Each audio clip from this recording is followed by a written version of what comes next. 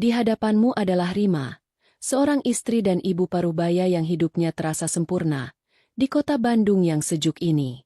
Rutinitas yang mapan, suami yang sibuk, dan putra sematawayang yang mulai beranjak dewasa. Namun, di balik tirai kehidupan yang biasa, ada sebuah kekosongan yang tak terucap, sebuah kerinduan akan sesuatu yang hilang, atau mungkin belum pernah ada. Kemudian, dia datang. Ardi, teman sebaya putraku, yang usianya jauh di bawahku. Awalnya, dia hanya sosok remaja yang sopan.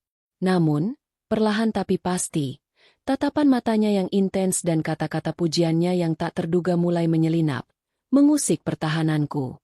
Dia mengisi ruang-ruang sepi dalam diriku, menyalakan kembali gairah yang kukira sudah mati. Aku tahu ini salah. Sangat salah. Dia teman anakku, dan aku punya suami. Tapi godaannya begitu kuat, begitu memabukkan, sehingga aku, Rima, akhirnya luluh. Terjatuh ke dalam pelukan terlarang yang memberi kenikmatan sekaligus siksaan. Sebuah hubungan rahasia yang berulang kali terjadi, di balik pintu rumah yang seharusnya menjadi benteng kesetiaan. Inilah kisahku selengkapnya. Pagi yang cerah di Semarang, seperti biasa. Aku Rima, ibu rumah tangga parubaya berusia 40-an, bergumam pada diri sendiri sambil menyeruput teh hangat di teras. Matahari mulai condong, menyiramkan kehangatan yang akrab. Kehidupan kami, keluargaku, terasa seperti rutinitas yang teratur dan nyaman. Suamiku, Bram, seorang insinyur yang selalu sibuk, sering berangkat pagi dan pulang larut. Dan Kevin, putra sematawayang kami, kini sudah SMA. Dunianya sudah didominasi teman-teman dan game online. Mereka adalah duniaku, segalanya. Tapi entah mengapa, kadang ada selintas rasa hampa. Seperti ada kepingan yang hilang, atau mungkin sesuatu yang belum pernah ada. Siang itu, ketika aku sedang menyiapkan makan siang, terdengar suara tawa renyah dari ruang tamu. Itu pasti Kevin. Tak lama, pintu kamar Kevin terbuka dan dia muncul bersama seorang pemuda. "Ma, kenalin, ini Ardi, teman baruku, sekelas denganku," kata Kevin sambil menunjuk temannya. Aku tersenyum ramah. "Halo, Ardi." "Rima," sapaku seraya mengulurkan tangan. Ardi menyambut tanganku. Sentuhannya singkat, tapi entah kenapa, ada sedikit getaran aneh. Dia punya mata yang dalam, kulit bersih, dan senyum yang tulus. Aku menebak usianya mungkin setahun atau 2 tahun di atas Kevin, sekitar 17 atau 18 tahun. Dia tinggi, proporsional, dan entah mengapa, terasa lebih dewasa dari usianya. "Ardi, tante," koreksinya dengan sopan, membuatku sedikit tersipu. "Senang bisa kenalan, Tante Rima." Sejak hari itu, Ardi jadi sering mampir. Dia bukan tipe teman Kevin yang berisik atau urakan. Justru sebaliknya, dia selalu sopan. Bahkan kadang ikut membantuku mengangkat belanjaan atau membereskan meja makan. Aku sering melihatnya serius membantu Kevin mengerjakan tugas, atau tertawa renyah saat mereka bermain game. Kehadirannya perlahan mulai mengisi sedikit ruang di rumah kami, dan juga, tanpa kusadari, sedikit ruang di benakku. Aku mulai merasa ada sesuatu yang berbeda setiap kali dia datang. Tatapan matanya, senyumannya, mungkin hanya perasaanku saja. Dia kan teman anakku. Tidak mungkin. Minggu-minggu berlalu, dan kehadiran Ardi di rumah kami menjadi semakin sering. Awalnya, aku tak terlalu memikirkannya. Wajar saja, Kevin memang sedang giat-giatnya belajar kelompok untuk persiapan ujian akhir. Tapi lama-lama, ada yang terasa berbeda. Ardi mulai menunjukkan perhatian yang tak biasa padaku. Pernah suatu sore, aku sedang menyiram bunga di taman depan. Dari sudut mataku, aku melihat Ardi berdiri di ambang pintu, memperhatikanku. Saat aku menoleh, dia tidak buru-buru memalingkan muka seperti kebanyakan remaja lain yang mungkin merasa canggung ketahuan sedang memandangi ibu temannya. Dia justru memberiku senyum tipis. "Tante Rima kok betah banget panas-panasan gini? Cantik banget lo bunganya," katanya. Suaranya tenang tapi ada nada yang membuatku sedikit tergelitik. Aku hanya tertawa kecil. Ah, bisa saja kamu, Ardi. Tapi pujian itu, dan tatapan matanya yang dalam, membekas di pikiranku. Itu bukan satu-satunya kejadian. Saat Kevin sedang mandi atau sibuk di kamarnya, Ardi sering mencari kesempatan untuk berbicara berdua denganku. Obrolan kami mulai bergeser dari sekadar basa-basi soal pelajaran atau Kevin. Tante Rima kelihatannya suka dengerin musik ya? Tanyanya suatu hari, saat aku sedang memasak di dapur dan radio menyala pelan. Oh, iya. Kadang-kadang. Kenapa, Ardi? Enggak, Tante. Cuma auranya beda aja. Kayak lebih santai dan kelihatan muda banget kalau lagi dengerin musik. Aku tersenyum kecut. Muda. Rasanya sudah lama sekali aku tidak mendengar pujian seperti itu. Apalagi dari seorang pemuda. Kamu ini ada-ada saja, kataku, mencoba mengabaikan getaran aneh yang mulai menjalar. Ada kalanya dia akan mendekatiku saat aku sedang sibuk. Misalnya saat aku sedang menyetrika. Mau dibantu, Tante? Tanyanya. Dan sebelum aku sempat menjawab, tangannya sudah mengambil beberapa helai pakaian dari keranjang. Jarak kami begitu dekat. Aku bisa mencium aroma sabun dari bajunya dan sedikit parfum maskulin remaja. Saat itu, rasanya jantungku berdetak sedikit lebih cepat. Aku mulai merasakan konflik di dalam diriku. Di satu sisi, ada rasa bersalah yang menusuk. Aku ini istri Bram, ibu dari Kevin. Apa-apaan semua pikiran dan perasaan aneh ini? Tapi di sisi lain, ada sensasi yang mendebarkan, sebuah perhatian yang sudah lama tak kurasakan. Bram memang baik. Dia suami yang bertanggung jawab. Tapi romansa dan pujian manis sudah lama hilang dari pernikahan kami yang mapan. Ardi, dengan segala keremajaannya, membangkitkan sesuatu yang sudah lama tertidur dalam diriku. Aku berusaha keras mengabaikannya, mengatakan pada diriku sendiri bahwa ini hanya hayalanku, bahwa Ardi hanyalah anak muda yang sopan dan ramah. Tapi setiap tatapannya yang intens, setiap kata-kata yang mengandung pujian, terasa seperti tetesan air yang perlahan-lahan mengikis pertahananku. Garis batas antara teman anakku dan sesuatu yang lain mulai terasa samar. Dan aku, Rima, mulai merasa lelah untuk terus-menerus menolaknya, bahkan dalam hati. Rutinitas harian yang dulu terasa nyaman kini berubah menjadi jebakan yang menyesakkan. Bram, suamiku, semakin larut dengan proyek-proyek kantornya. Pulang larut, seringkali sudah tertidur saat aku masih terjaga, atau langsung terlelap setelah makan malam. Percakapan kami semakin dangkal, hanya sebatas laporan harian tentang pekerjaan atau pertanyaan rutin tentang Kevin. Sementara itu, Kevin sendiri, seperti remaja pada umumnya, semakin sibuk dengan dunianya. Pulang sekolah langsung sibuk dengan tugas, lalu menghabiskan waktu dengan teman-temannya atau di depan layar game. Rumah ini, yang dulu terasa hangat dan ramai, kini seringkali terasa sunyi, bahkan saat ada orang di dalamnya. Di tengah kesunyian itu, Ardi menjadi satu-satunya cahaya. Dia seperti tahu kapan aku merasa kesepian. Seolah memiliki indera keenam, dia sering datang saat Bram sedang lembur atau Kevin pergi les. Tante Rima sendirian? Tanyanya lembut suatu sore, menemukan aku duduk di teras sambil menyesap teh. Ada nada perhatian tulus dalam suaranya yang membuatku merasa diperhatikan. Obrolan kami semakin intim. Dia tidak lagi hanya memujiku. Dia mulai bertanya tentang perasaanku, tentang hari-hariku, seolah dia benar-benar tertarik pada duniaku yang monoton. Aku mendapati diriku menceritakan hal-hal kecil yang tidak pernah kubagikan pada Bram, atau bahkan teman-temanku. Dia mendengarkan dengan penuh perhatian.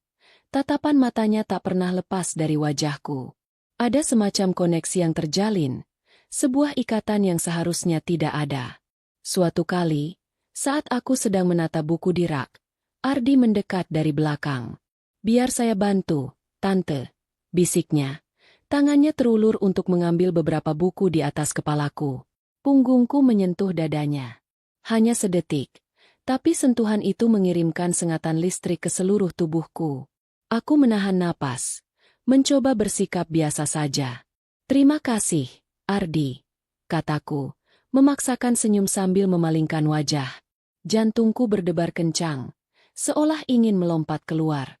Godaan itu semakin nyata, semakin sulit diabaikan. Ardi tidak lagi sungkan menunjukkan ketertarikannya. Dia sering mencari-cari alasan untuk menyentuh tanganku, lenganku, seolah tidak sengaja. Setiap sentuhan, setiap tatapan yang penuh makna, adalah undangan yang semakin kuat. Aku tahu ini salah. Aku tahu ini gila. Dia teman anakku. Dan aku, seorang wanita paruh baya yang punya suami.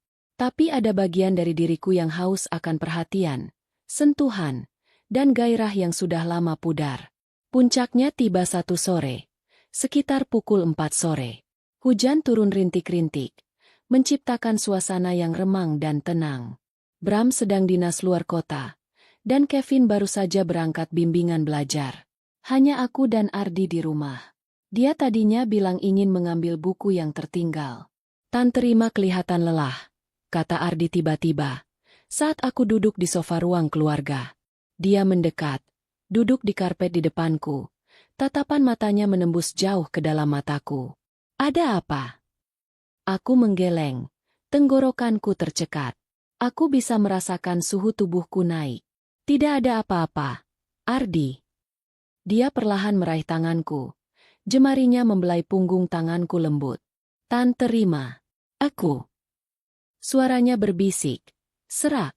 "Aku suka Tante Rima." Jantungku berpacu gila-gilaan.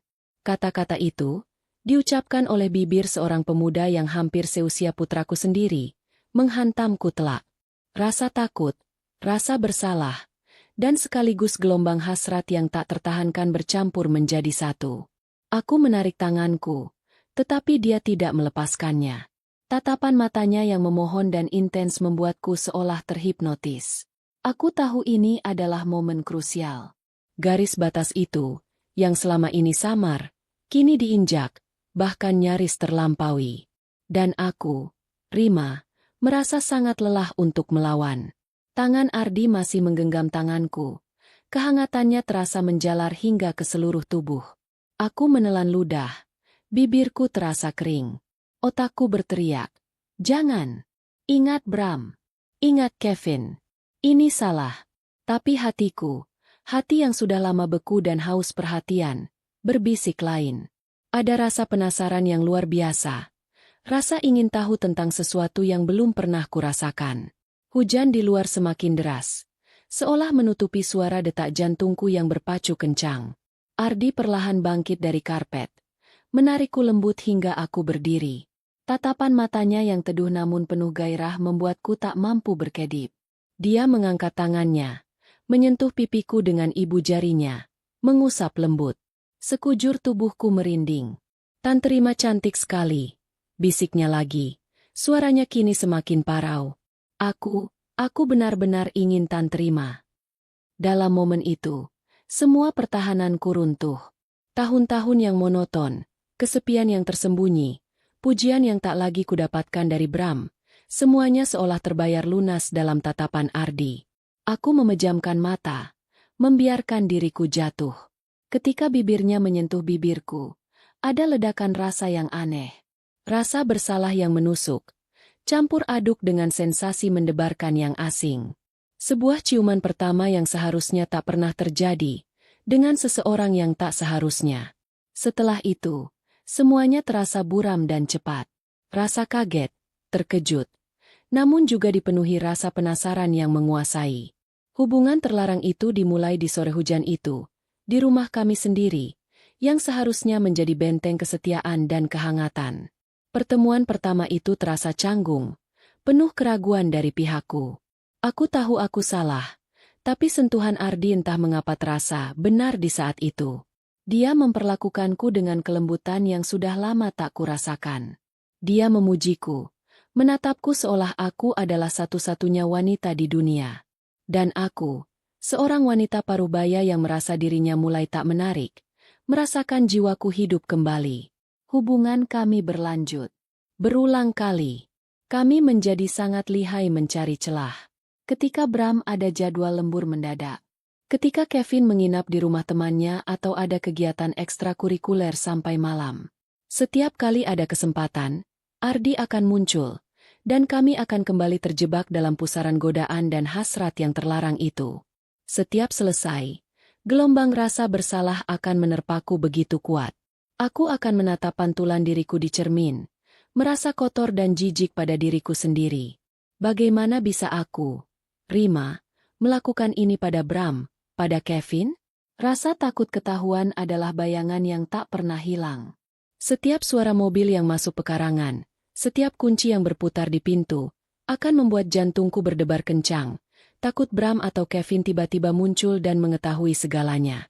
Namun, di antara rasa bersalah itu, ada semacam candu. Canda tawa Ardi, tatapan matanya yang memuja, dan sentuhannya yang membangkitkan gairah. Dia membuatku merasa muda lagi, diinginkan lagi. Sebuah ironi yang menyakitkan, bahwa kebahagiaan sesaat ini datang dari sebuah pengkhianatan. Aku mulai bertanya-tanya, apakah aku benar-benar menginginkan ini? Apakah aku akan terus hidup dalam kebohongan ini? Beban emosional itu semakin berat setiap harinya, menggerogoti ketenangan batinku sedikit demi sedikit. Ketakutan itu kini menjadi teman setiaku, lebih lekat daripada bayanganku sendiri. Setiap hari adalah pertarungan batin. Rasa bersalah menghantuiku, merenggut nyenyak tidurku. Setiap kali ponsel Bram berdering, atau Kevin pulang lebih awal dari biasanya, jantungku langsung berpacu, takut jika saatnya tiba. Saat di mana kebohongan ini akan terbongkar, dan duniaku akan runtuh. Aku mulai tidak bisa fokus. Pekerjaan rumah tangga yang dulunya kulakukan dengan senang hati kini terasa seperti beban. Senyumku di depan Bram dan Kevin terasa hambar. Sebuah topeng yang kupakai agar mereka tidak curiga. Bram sendiri mulai menyadari perubahanku. "Kamu kenapa, Ma? Kelihatan capek terus," tanyanya suatu malam, saat kami duduk di sofa. Dia menatapku dengan tatapan khawatir, dan itu justru membuatku semakin merasa bersalah. Aku hanya bisa tersenyum tipis dan beralasan lelah. Aku tidak sanggup menatap matanya terlalu lama. Takut dia akan melihat bayangan dosa di sana. Hubungan dengan Ardi juga mulai terasa berbeda. Dulu, setiap pertemuan dengannya adalah ledakan gairah dan sensasi baru. Kini, di balik setiap sentuhan dan bisikan manisnya, terselip rasa cemas yang mendalam. Aku merasa terjebak. Aku tahu ini tidak bisa terus berlanjut. Ini salah, dan cepat atau lambat, akan ada konsekuensi yang mengerikan. Tapi, bagaimana mengakhirinya? Bagaimana aku bisa menghentikan sesuatu yang sudah begitu jauh, yang bahkan sempat memberiku kebahagiaan semu? Ardi sendiri tampak tidak terbebani seperti diriku. Dia masih riang, masih bisa tertawa lepas dengan Kevin. Melihat mereka berdua, anakku dan teman anakku yang menjadi selingkuhanku, menciptakan rasa mual di perutku. Aku merasa seperti monster. Apa yang sudah kulakukan? Suatu sore, setelah Ardi pulang dan rumah kembali sepi, aku berdiri di depan jendela, menatap hujan yang kembali membasahi jalanan Semarang. Bayangan wajah Bram yang polos dan Kevin yang ceria melintas di benakku. Aku telah mengkhianati mereka. Aku telah mengkhianati diriku sendiri. Aku tahu aku harus membuat keputusan. Tapi keputusan apa? Melepaskan Ardi dan hidup dengan rasa bersalah yang tak terucap? Atau membiarkan hubungan ini terus berlanjut? Menunggu waktu sampai semua terbongkar dan menghancurkan segalanya? Udara sore itu terasa dingin, namun hatiku terasa panas, terbakar oleh dilema yang tak berkesudahan. Apakah kebahagiaan sesaat dari godaan terlarang ini sepadan dengan kehancuran yang mungkin akan datang? Aku tidak tahu. Aku benar-benar tidak tahu. Dan ketidakpastian itu adalah siksaan terberatku.